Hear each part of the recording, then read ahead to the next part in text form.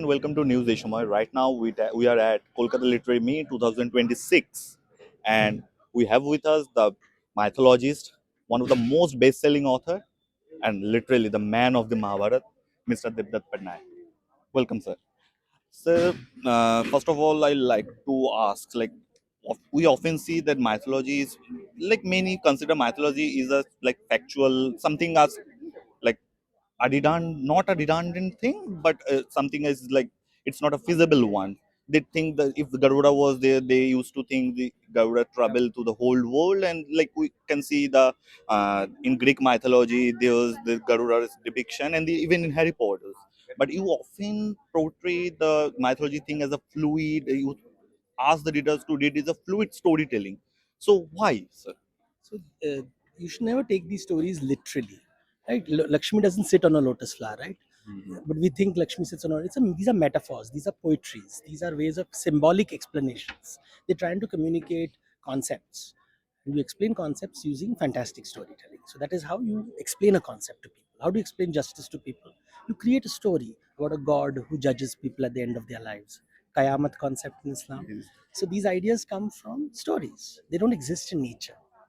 Okay. So uh, nowadays, while reading the like Kevin Misal stories or Akshat Gupta stories or like Amish Tripathi, we can see Akshat Gupta writing the Hidden Hindu. While he was narrating, there could be a eight the Chiranjeevi was there. So, but while we are reading your stories, you are like keeping it like more authentic, but with your own touch and flavors. So, So that is called mythological fiction. So there is something called mythology and there's something called mythological fiction. And these writers are writing mythological fiction. And most Indian readers don't know the difference between the two. A mythological fiction is where the writer presents his point of view, his politics. And mythology is where you try to understand what the original stories are trying to communicate. So I'm interested in what Vyas and Valmiki are trying to communicate. I'm not trying to present my point of view. While in mythological fiction, the writer produces his point of view. And unfortunately, some of them market it as that is written in the scriptures, which is not true. Hello and welcome to News Ei Samay. Today we are at the Kolkata Literary Meet and have with us celebrated English author Geoff Dyer. Welcome to News Ei Samay, sir. Thank you. We're lovely to be here. Sir, in homework, how did revisiting your childhood change how you see yourself as an author today? Oh, yes. It's had a long lingering after effect in that I feel far closer to my 14-year-old self now at the age of 67 than I have done in the intervening, 50 plus years. Yeah.